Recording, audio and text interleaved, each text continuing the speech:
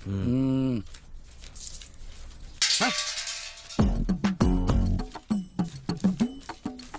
உங்க பின்னாடி ஒரு 7 ரூபா நோட்டு பறக்குதுப்பா. எங்கப்பா?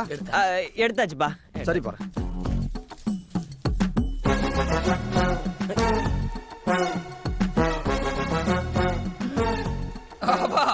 அப்பா இல்லப்பா, இந்த கட்டெல்லாம் எண்ணியாச்சுல்லப்பா. அதெல்லாம் எண்ணியாச்சுப்பா.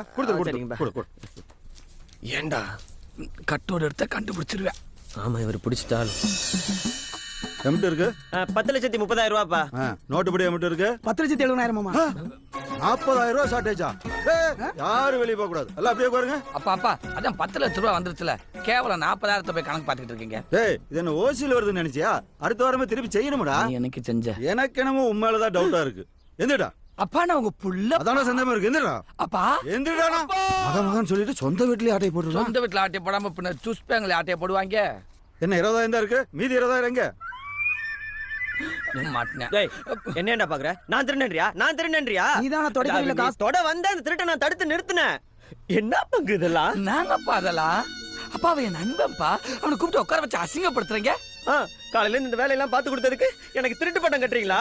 இதுக்கு மேல இந்த இடத்துல இருந்தே என்ன செருப்பால அடிங்க.